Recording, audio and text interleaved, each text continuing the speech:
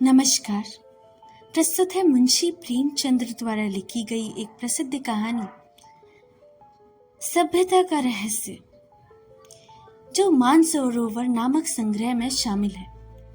यह कहानी दिखाती है कि कैसे समाज में दिखावटी सभ्य होने का ढोंग किया जाता है, जबकि वास्तविक सभ्यता गरीब और मेहनती लोगों में पाई जाती है। यूं तो मेरी समझ में दुनिया की 1001 बातें नहीं आती। जैसे लोग प्रातःकाल उठते ही बालों पर छुरा क्यों चलाते हैं? क्या अब पुरुषों में इतनी नजाकत आ गई है कि बालों का बोझ उनसे नहीं संभलता? एक साथ ही सभी पढ़े लिखे आदमियों की आंखें क्यों इतनी कमजोर हो गई हैं कि दिमाग की कमजोरी ही इसका कारण है, या और कुछ? लोग किताबों के पीछे क्यों इतने हैरान होते हैं, इत्यादि। लेकिन इस समय मुझे इन बातों से मतलब नहीं। मेरे मन में एक नया प्रश्न उठ रहा है और उसका जवाब मुझे कोई नहीं देता। प्रश्न यह है कि सभ्य लोग है कौन और असभ्य लोग कौन? सभ्यता के लक्षण क्या है? सरसरी नजर से देखिए तो इससे ज्यादा आसान और कोई सवाल ही नहीं होगा। बच्चा इसका समाधान कर सकता है, लेकिन जरा गौर से देखिए तो प्रश्न इतना आसान नहीं जान पड़ता। अगर कोट पतलून पहनना, टाइट हैट कॉलर लगाना, मेज पर बैठकर खाना खाना, दिन में 13 बार कोको या चाय पीना और सिगरेट पीते हुए चलाना सभ्यता है, तो क्या उन गोरों को भी सभ्य कहना पड़ेगा जो सड़क पर बैठकर शाम को कभी कभी टहलने नजर आते हैं, शराब के नशे से आंखें सुर्ख, पैर लड़खड़ाते हुए रास्ता चलने वालों को अन्याय छोड़ने की धुन? क्या उन गोरों को सभ्य कहा जा सकता है? कभी नहीं। यह तो सिद्ध हुआ कि सभ्यता कोई और ही चीज है। उसका देह से इतना संबंध नहीं है जितना मन से है। मेरे इन्हें गिने मित्रों में एक राय रत्न किशोर भी है।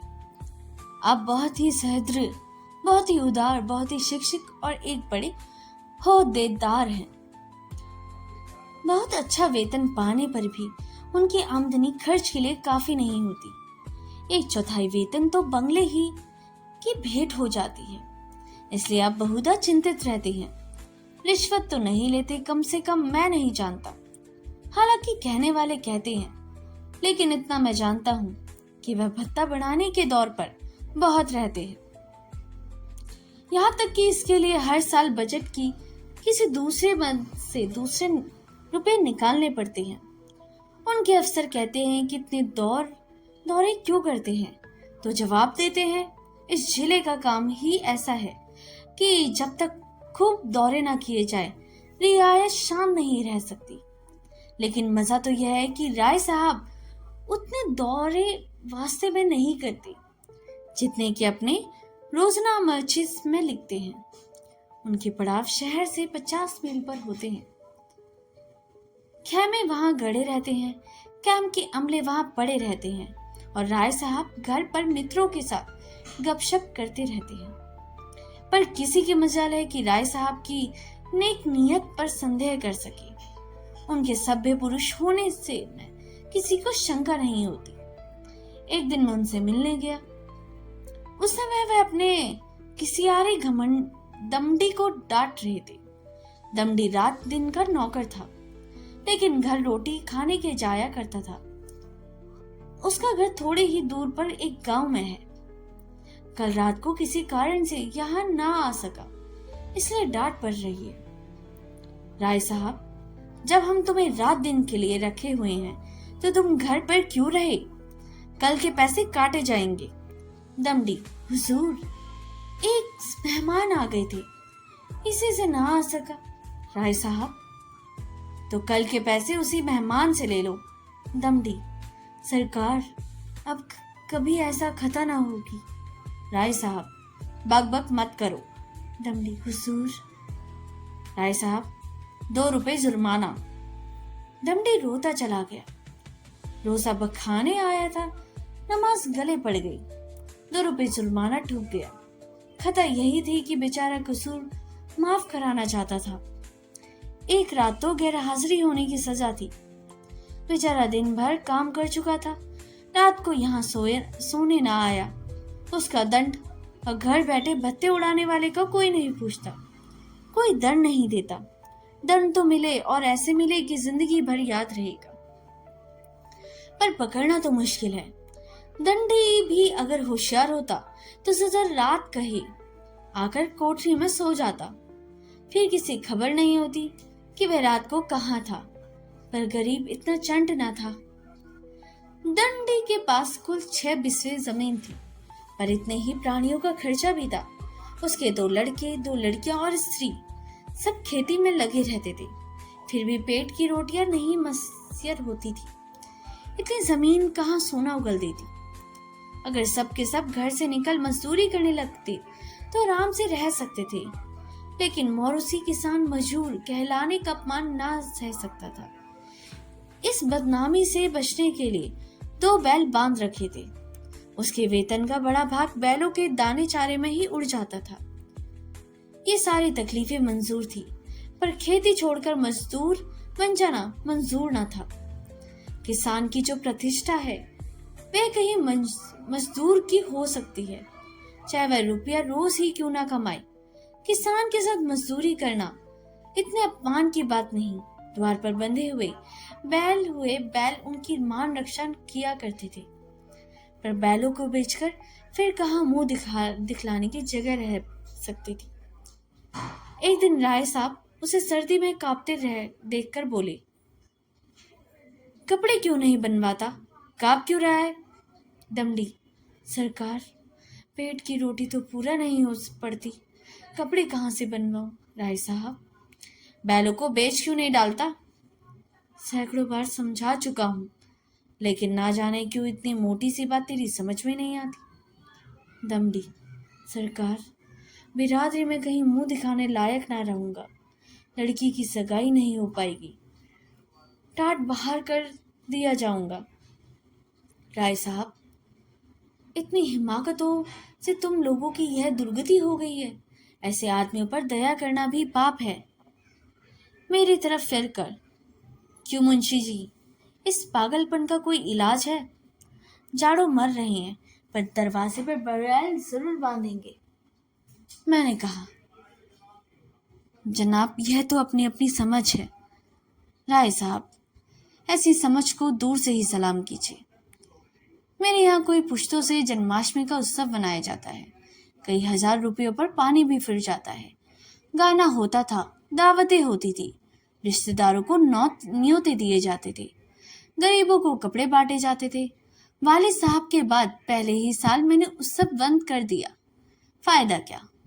मुफ्त में 4-5 हजार की चपत खानी पड़ती थी। सारे कस्बे में पावीला मचा, आवाजें कसी गई। किसी ने नास्तिक कहा, किसी ने ईसाई बनाया, लेकिन यहाँ तो बातों का क्या परवाह। आखिर थोड़े ही दिनों में सारा कोलाहल शांत हो गया। ऐसी बड़ी दिल लगी थी। कस्बे में किसी के यहाँ शादी हो गई, लड़के मुझसे ले। पुश्तों से यही रस्म चली आ रही थी।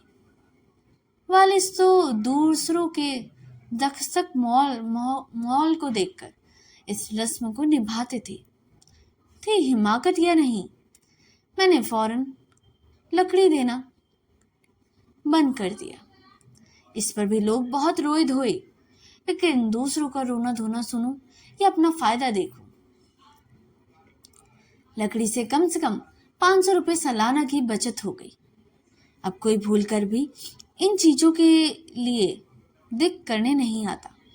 मेरे दिल में फिर सवाल पैदा हुआ, दोनों में कौन सभ्य है? कुल प्रतिष्ठा पर प्राण देने वाले मूर्ख दमड़ी, या धन पर कुल मर्यादा को बलि देने वाले राय रत्न किशोर? राय साहब के इल्जाज में बड़े मार्के का मुकदमा पेश था।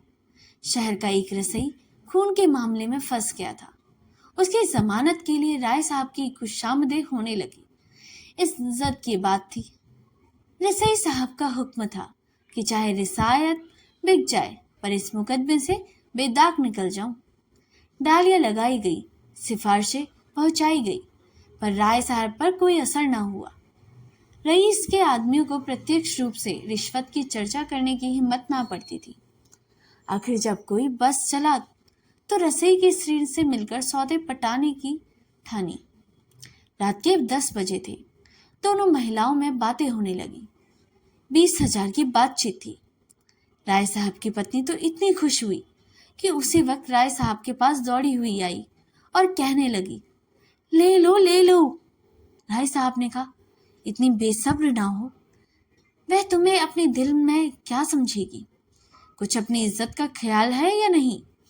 माना की रकम बड़ी है, पर इससे मैं एक बार की तुम्हारी आए दिन की फरमाइश से मुक्त हो जाऊंगा। लेकिन एक सिविलियन की इज्जत भी तो कोई मामूली चीज नहीं है ना। तुम्हें पहले बिगड़ कर कहना चाहिए था कि मुझसे दूसरी बेदूदी बातचीत करनी हो तो यहाँ से चली जाओ। मैं अपने कानों से नहीं सुनना चाहती। स्त्री, यह तो मैंने पहले ही किया। बिगड़कर खूब खरी खोटी सुनाई। क्या इतना भी नहीं जानती? बेचारी मेरे पैरों पर सर रखकर रोने लगी। राय साहब, यह कहा था कि राय साहब से कहूंगी तो मुझे कच्चा ही चबा जाएंगे।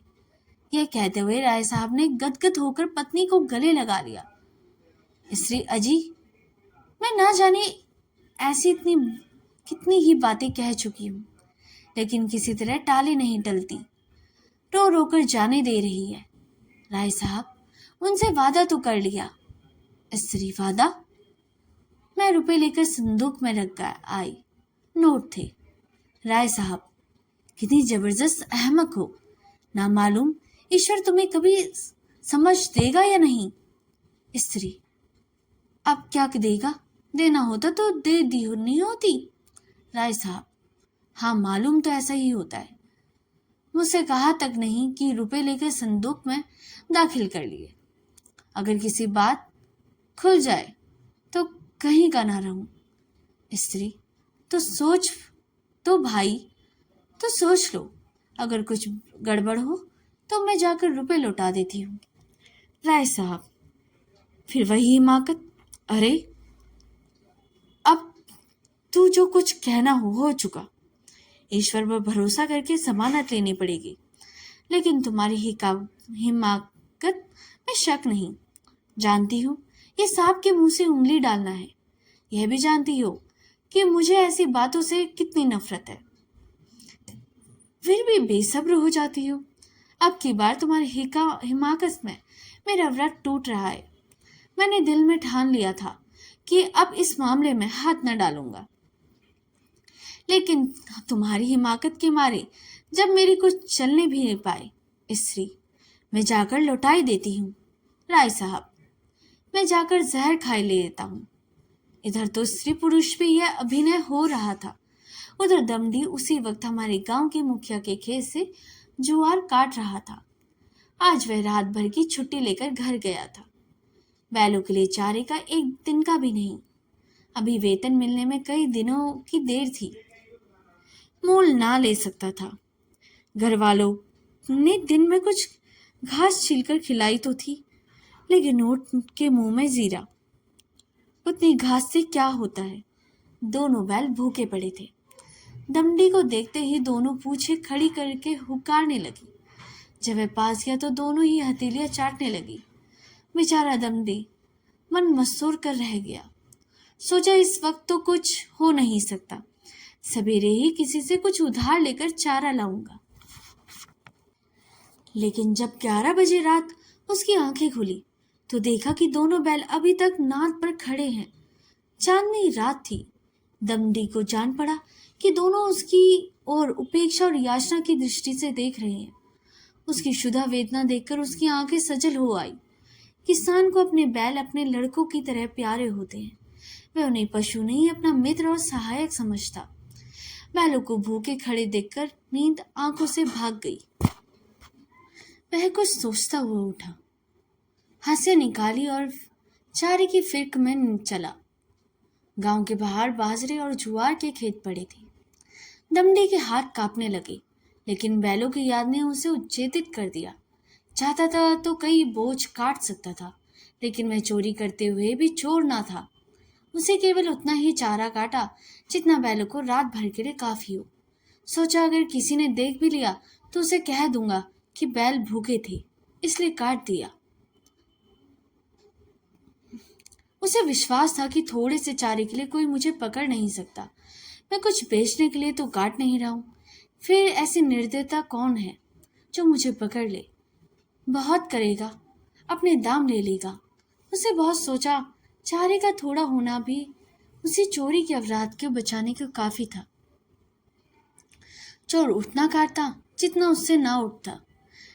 उसे किसी के फायदे और नुकसान के लिए क्या मतलब? गांव के लोग दमड़ी को चारे लिए जाते देखकर बिगड़ते जरूर, पर कोई चोरी के इल्जाम में ना फंसाता। लेकिन संयोग से हल्के के थाने का सिपाही उधर जा निकला। वह पड़ोस के एक बनिए के यहाँ जुआ होने की खबर पाकर कुछ ऐंठने की टोह में आया था। दमड़ी को चारा सिर पर उठाते देख तो संदेह हुआ, इतनी रात गई, कौन चारा काटता है? हो ना हो कोई चोरी से काट रहा है। डांट कर बोला, कौन है चारा लिए जाता है? खड़ा रह। दमड़ी ने चौंक कर पीछे देखा तो पुलिस का सिपाही। हाथ पांव फूल गए। कांपते हुए बोला, हुजूर थोड़ा सा ही काटा है, देख लीजिए। सिपाही, थोड़ा काटा हो या बहुत? चोरी? खेत किसका है? दमड़ी, बलदेव महतो का। सिपाही ने समझा शिकार फंसा, इससे कुछ ऐठेगा। लेकिन वहां क्या रखा था? पकड़कर गांव में लाया तो जब वहां भी कुछ हत्ते न चढ़ता तो दिखाई दिया तो थाने ले गया। थानेदार ने चालान कर दिया। मुकदमा राय साहब ही के इल्जाम से पेश किया गया। राय साहब ने दमड़ी को फंसे हुए देखा तो हमदर्दी के बदले कठोरता से काम लिया। बोली, यह मेरी बदनामी की बात है, तेरा क्या बिगड़ा? 6 महीने की सजा हो जाएगी। शर्मिंदा तो मुझे होना पड़ रहा है। लोग यही तो कहते होंगे कि राय साहब के आदमी ऐसे बदमाश और चोर है। तू मेरा नौकर ना होता तो मैं हल्की सजा देता, लेकिन तू मेरा नौकर है, इसे कड़ी से कड़ी सजा दूंगा। मैं यह नहीं सुन सकता कि राय साहब ने अपने नौकर के साथ रियायत की। यह कहकर राय साहब ने दमड़ी को 6 महीने की सख्त कैद का हुक्म सुना दिया। उसी दिन उन्होंने खून के मुकदमे में जमानत ले ली। मैंने दोनों वृतांत सुने और मेरे दिल में यह ख्याल और भी पक्का हो गया कि सभ्यता केवल हुनर के साथ ऐप करने का नाम है। आप बुरे से बुरे काम करें, लेकिन अगर आप उस पर पर्दा डाल सकते हैं तो आप सभ्य हैं, सज्जन हैं, जेंटलमैन हैं। अगर आप यही सिफत नहीं तो आप असभ्य हैं, गवार है, बदमाश है। यह सभ्यता का रहस्य है। तो दोस्तों, यह स्टोरी यहीं पर समाप्त होती है। कहानी में राय साहब एक प्रतिष्ठित व्यक्ति हैं जो अदालत में जज है। एक गरीब नौकर दमड़ी खेत से चारा काटते हुए पकड़ा जाता है और उसे अदालत में पेश किया जाता है। राय साहब, जो खुद एक अमीर और प्रभावशाली व्यक्ति हैं, दमड़ी को कड़ी से कड़ी सजा सुनाते हैं, यह कहते हुए कि वह उनके नाम को बदनाम कर रहा है। उसी समय एक अमीर आदमी जो एक रईस की हत्या के मामले में आरोपी है, रिश्वत देकर राय साहब को अपने पक्ष में फैसला करवाने की कोशिश करता है। राय साहब जो रिश्वत स्वीकार कर लेते हैं और उस आदमी को बरी कर देते हैं। यह कहानी हमें दिखाती है कि कैसे अमीर लोग अपनी प्रतिष्ठा और धन का उपयोग करके कानून और नैतिकता को तोड़ते हैं, जबकि गरीब लोग जो वास्तविक रूप से सभ्य और मेहनती होते हैं, उन्हें झूठे आरोपों में फंसाया जाता है और उनको दंडित किया जाता है। यह कहानी भी हमें दिखाती है कि सभ्यता का वास्तविक अर्थ दिखावटी आचरण और सामाजिक प्रतिष्ठा से परे है। यह कहानी दिखाती है कि सच्चे सभ्य व्यक्ति वो हैं जो ईमानदारी, मेहनत और न्याय में विश्वास रखते हैं, चाहे वो गरीब हो या अमीर। अगर आपको स्टोरी अच्छी लगी हो तो इसे लाइक, सब्सक्राइब और शेयर करना ना भूलिएगा। मिलते हैं अगली कहानी में, तब तक के लिए धन्यवाद।